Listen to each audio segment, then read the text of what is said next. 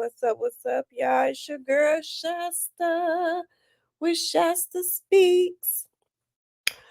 Let's talk about Miss Nell and Martell and MARSAU and Carlos King and all this other little stuff that's just been going on with Love and Marriage Huntsville. Honey, I've been kind of quiet about some of this stuff, but I said, you know what? I got a job to do. I got a job to do. I got to get out here and give my opinion on some of these things. Okay. And so that's what I'm here to do. Just give my thoughts, not too much, not gonna do too much. But I do have a couple thoughts on some of these things. So before we get into it, as always, all things discussed on this channel are alleged and in my very own opinion. All right. And they are definitely for entertainment purpose only. Okay. So let's get into it. And first things first, let's talk about, oh Lord, this whole Miss Nell meeting the side chick, ex side chick. You know what I'm saying? I guess she was promoted to the main chick at this point. And Martell. So Miss Nell, 2 weeks after all of this stuff then came out, because it's been about 2 weeks, right? Since they popped out for homecoming and then they went to the event in Atlanta, yada yada yada. And all the pictures, videos, and things started circulating. So 2 weeks, almost 2 weeks, it then took Miss Nell to do a video to come out and say that this was all a scheme and a plot and whatever that was put together by Martell. Surprise, surprise. Surprise, surprise.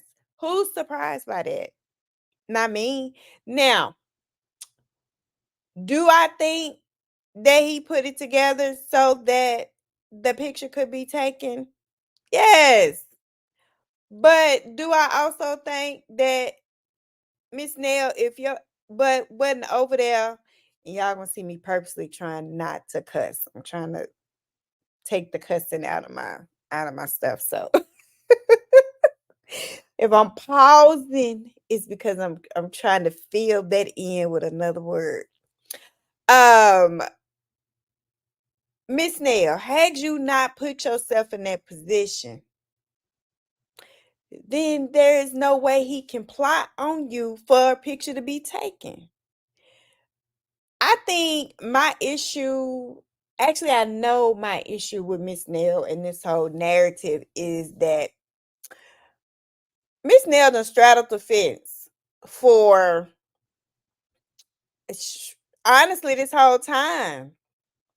This whole time we've seen her straddle the fence, and my whole thing is it's one thing for Martell and Chris to still have this relationship. And if I'm just being honest, I think the reason why Martell and Chris, truthfully, um, still have a relationship like they do is more so built around business.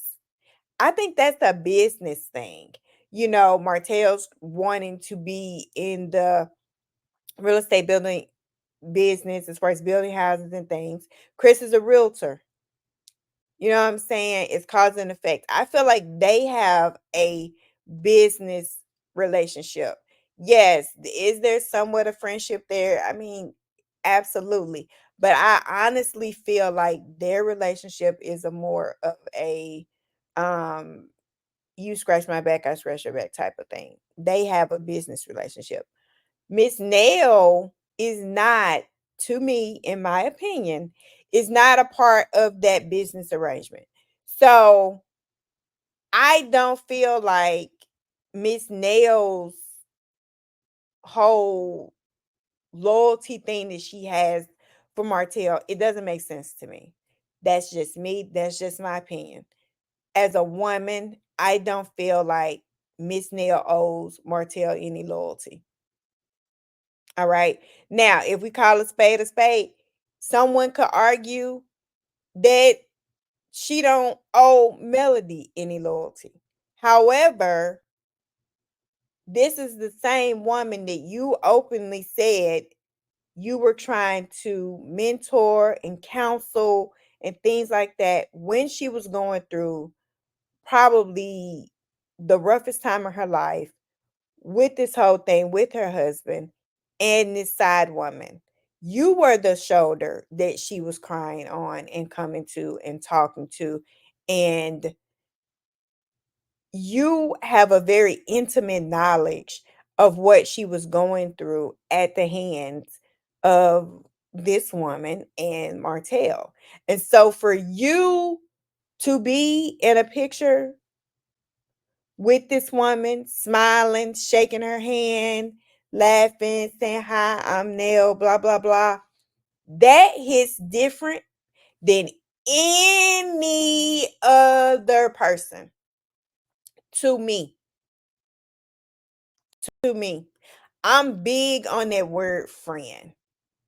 And if I call you a friend, it's certain ways that we move that certain things are not going to be acceptable. Grinning and skinning and shaking the hand of the woman that was a part of the biggest heartache I've ever felt is not acceptable. Okay. I don't care if it was, I wouldn't care if it was set up. You should not have been in his face. Period. In other parts of the video, you are seen sitting with them. You are seen interacting with them. That's a problem. You know Martell. You know how he moves. You know that it's more than just it's always more than just what we see at surface level. What we see is the picture,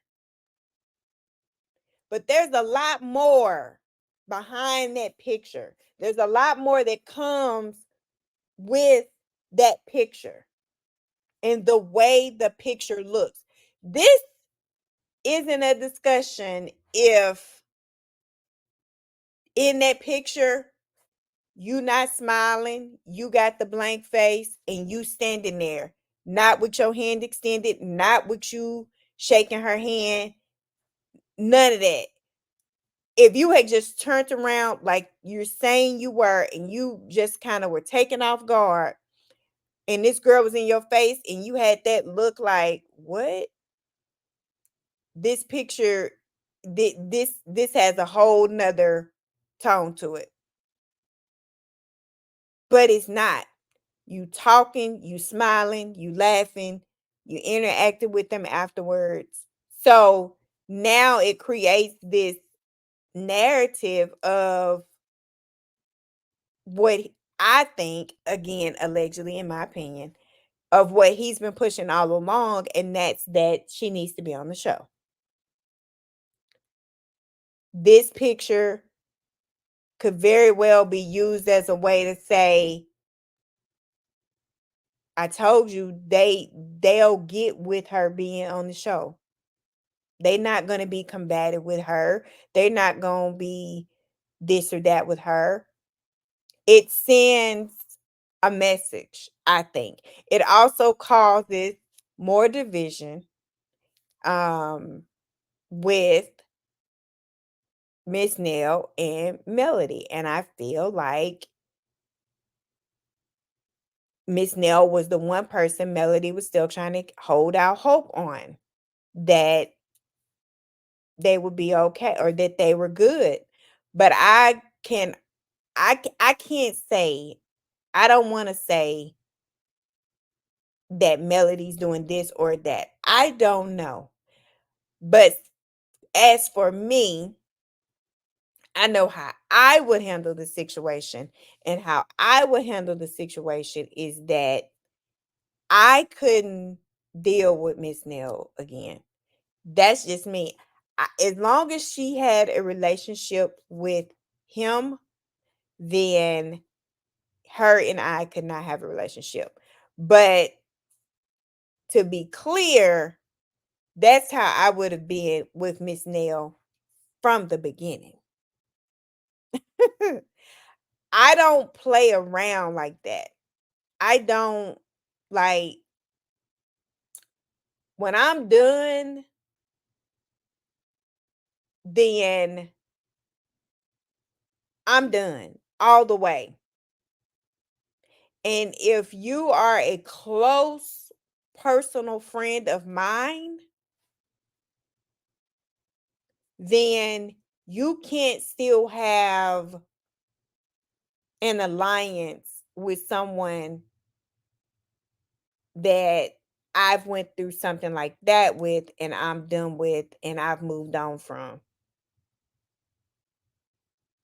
Because our relationship dynamic is now our relationship dynamic now has to change.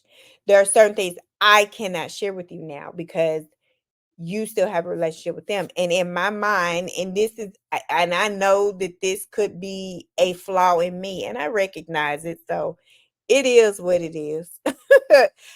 um in my mind, I'm always going to be thinking if you're telling them anything that I've shared with you. Sorry, not sorry. I cannot be friends with anybody who's friends with anybody I consider a op of mine. Period, point blank. That's just me. Life is too short. I don't have time for that.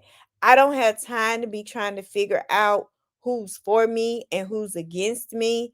Um and yeah, that it's just that cut and dry for me.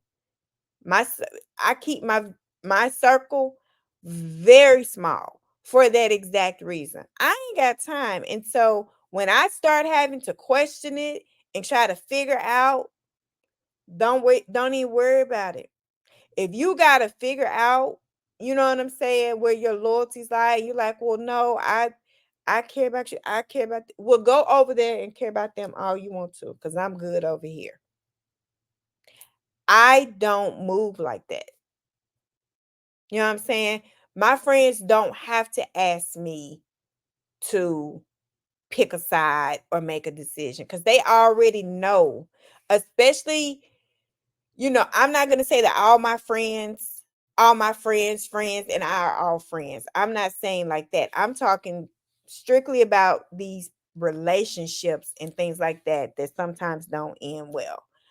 My friends have never had to be like, girl, me and so and so broke up. Um, don't talk to him or whatever, whatever. For one, just keeping it a buck, I'm never too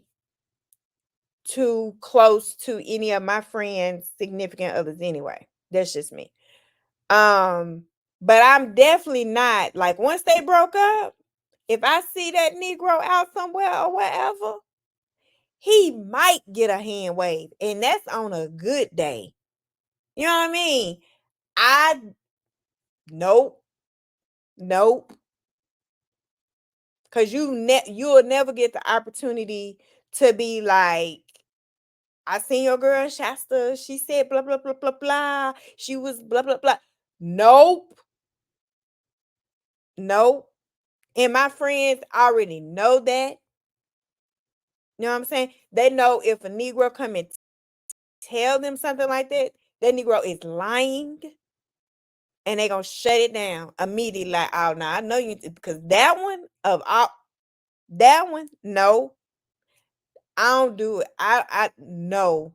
I don't indulge in the mess, and I just feel like sometimes you just gotta make a decision. And for me, I'm very big on pick a side. And when you pick your side, you got to stay over there. You got to stay over there. I don't flip flop, and I don't allow people to flip flop with me. So when you pick your side, and I ain't forcing nobody to ever be on my side either. Pick your side and stay over there. Wherever that is, whether it's with me or with them, pick it and stay your butt over there. It's just that, it's just that cut and dry for me. So I just feel like, to me, from this picture and from everything that has led up to this picture, Miss Nell done picked her side and she got to stay over there. To me, she been playing. She been playing. To me, she, you know, in the beginning of the season when she was advocating for him, well, I don't believe no man should be in jail. So you don't see nothing wrong with what he did to where he needs to be in jail? That was the first thing. The only people I feel like don't need to be in jail are the ones who didn't do nothing. You know what I mean? No innocent man needs to be in jail. Absolutely. But this man was found guilty of what he was accused of. So there's that. Do you still feel like he don't need to be in there, Miss Neal? Or that he didn't need to be charged with what he did? Like, you move too funny for me, and you've been moving like that. And then when she talks about it, let me tell you something. This is, and what I'm finna say is childish, and I don't care. Y'all can eat me up in the comments. I don't care. I don't like the way to where when she talks about them, when she brings up what he did, she always try to bring up some with Melody too to make it seem like they both on the same level. He did such and such. She said, but she's silly too. She do this, she do that. No, ma'am. Can't no friend of mine do that to me and we still be friends. And I don't care what nobody say. I don't care. You can't publicly come out and do that to me and still call yourself my damn friend. Now you can tell me I'm silly to my face all day long, and we're gonna talk about it and we're gonna get a good key out of it. But you're not finna be out here in the public talking about this ninja that tried to put out revenge P on me and then get to, you know what I'm saying? And but she's silly too. She this and that. See, no, ma'am. That's a phone call to me. That's a discussion for us. If we got the type of relationship that you're trying to act like we have. So I just feel like that right there too. It's almost like she has to try. She's scared to just call out his BS. She almost feels like she's obligated to call out something that Melody did too. And to me, that speaks a lot to what type of friend she is too. I don't really care for that either. So it is what it is as far as as far as Miss Nell goes for me. Like I said, um, it couldn't be me. It couldn't be me. Um, and I wouldn't be able to deal with it. I just wouldn't. And I wouldn't deal with Miss Nail ever again. Ever. So that's my thoughts on that. I guess we'll see what comes of this picture because I'm gonna tell y'all what the picture within itself has bigger implications than I just feel like there was a reason. There was a reason behind why they wanted the picture. There was a reason behind why they wanted the picture. And I feel like later on we gonna find out, but I'm telling y'all, I feel like this picture is opening up a door to something. We're gonna see. We're gonna see. We're gonna see. Watch and see, y'all. All right. The next thing is Carlos and Marsau's conversation that they had. Listen, child. I think that Carlos is definitely um trying to make put Marceau more so in that MARSAU, more so. Sorry, that just that came out funny to me. I feel like Carlos is trying to put MARSAU in this place where he is like that star of Love and Marriage Huntsville over Martell. Um, Listen, it could work. It could work. I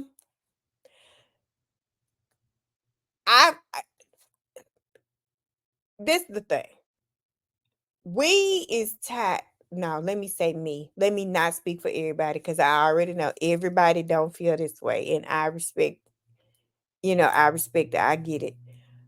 I am tired of Martell being on my TV. That's just it. I am. That's the one person on Love and Marriage Huntsville that I cannot deal with. So there's that. Um, could he possibly be trying to elevate um Marceau so that um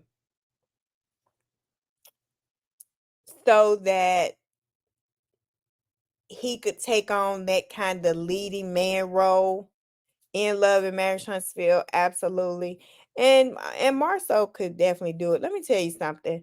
If people don't like nothing else, they like a good Melody and Marceau back and forth conversation. We live for those scenes. We do. We do. No matter what they talking about. No matter what they talking about. They have good. Can't nobody ever say that they don't have good scenes together. They know they have good scenes together. It just is what it is. Um, and I think Marceau, you know, we've seen Marceau gaslight Tisha with some of the stuff we've heard. You know what I'm saying?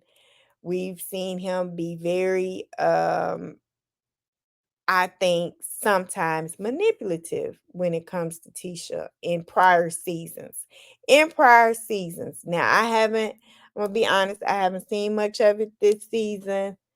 But definitely in prior seasons, he was not my one of my favorite people.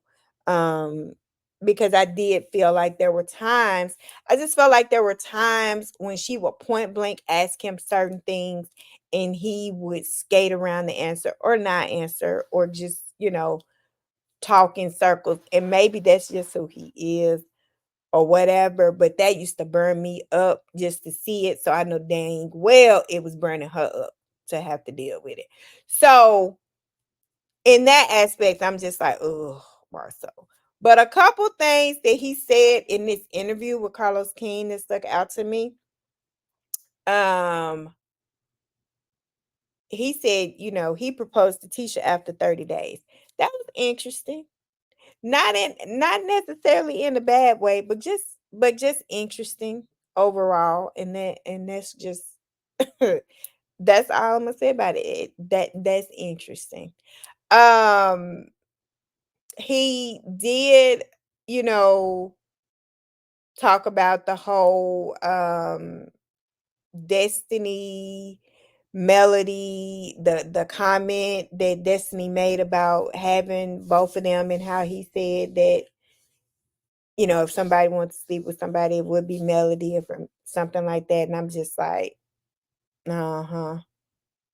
Because, everybody's always said that him and Melody have just, they feel like he may have like a crush on Melody. I don't know. I mean, I think there is a admiration there when it comes to Melody. Do I think he lusts for her or something like that?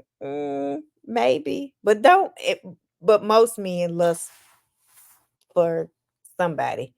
Um, it could literally just be a little, crush thing or something like that, in my opinion. Okay, just in my opinion. I don't think it's anything like to the point to where it would be ever be anything inappropriate, anything like that though. Um, but he did, he did make that comment.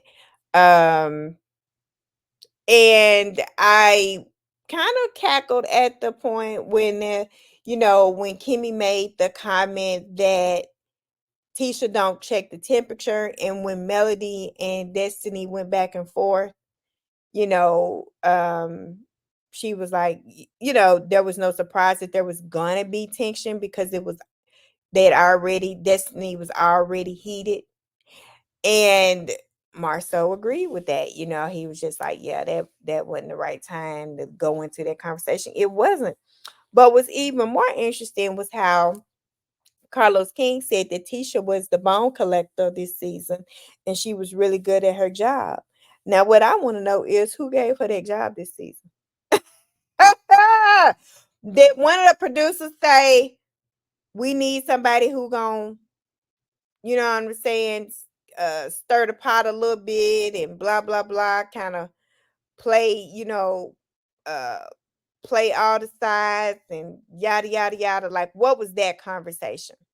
Because I don't think you just end up going in a season and saying, okay, I'm going to go ahead and just be the bone collector.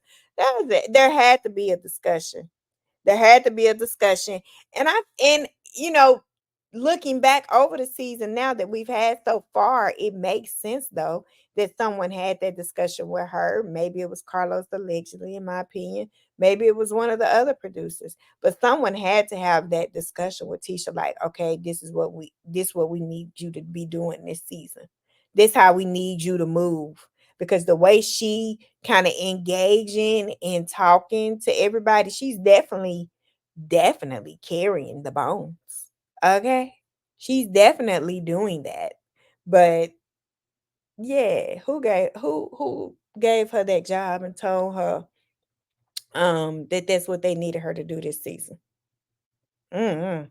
Anyway, the last thing I want to just touch on really quickly before I hop off here about this is Carlos King confirmed on his you know, reality with the King podcast or whatever the other thing he had that he has on Mondays. I forget what that's called, where he does like the recaps of Potomac and all of that. He confirmed that him and Dr. Heavenly are not doing the Messy Mondays no more together, and that Dr. Heavenly said she was getting all these kind of phone calls at her office and it just wasn't worth it and this and that. And he also went on to start saying, that the he feels like it was only a few fans and that no one on his cast should be blamed for what fans are doing and that they can't control fans and blah blah blah. But he kept referring back to the whole January 6th incident and how people were putting it on, you know, number 45. Um, but that the people who got in trouble are the people who actually did it, and those are the people that are in jail. Listen, this is what I'm gonna say. That wasn't a good analogy because when you hear that, and I think what a lot of people are taking that and spinning that into is these few people have a leader who ignited them, incited them to do this, and they did it. The leader gonna go run scot free, and they gonna end up in trouble. That's what I heard. I feel like that's what a lot of other people heard, and then they're associating, of course, the millimeters with that and trying to connect all that together. I don't think that there are millimeters who are calling Dr. Heavenly's office. I think that they're just people who get way too involved in reality I'm not even going to say in reality TV. I feel like it's just this show that people get very personally involved in, and it's just a few people that on that very very personal level. But I don't feel like that's the only reason that Dr. Heavenly stopped doing it with him. And that's just what I think. I think there's something else that probably happened or transpired or something within that dynamic to where she stopped doing it. I don't care either way, but I'm just saying, like, I feel like he may have thought he was doing a good thing by saying what he said and putting that analogy out there, but the analogy that he's using didn't fit well. Not for this scenario. It's getting spun all out of control, and it's still people are still trying to tie it back to that. And I just feel like all of these people on reality TV, they're gonna have people that don't see it for them. They are. And again, I said it in the previous video and I'll say it again. You don't know if you're just talking to somebody, you don't know if they're a millimeter or not. You don't know. You're making assumptions. And that's not okay.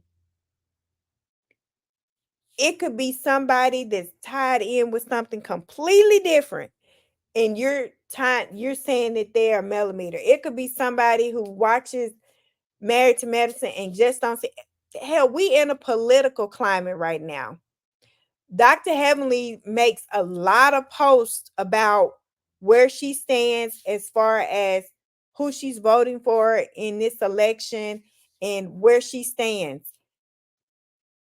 How do we know that it's not somebody that's on the opposing side of that that's harassing her? I'm saying, and that's just election. And in my opinion, I'm just kind of throwing that out there to say, you don't know. The negativity could be coming from anywhere. And, you know, I feel like it's dangerous to make assumptions with this. That's all I'm saying. If you don't have solid proof that it's the millimeter, quit saying that it has something to do with the millimeters.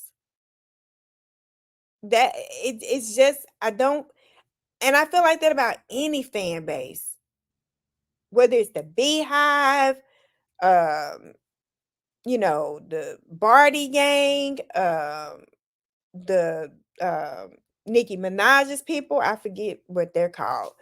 Um, Rihanna Navy, like everybody has a fan base.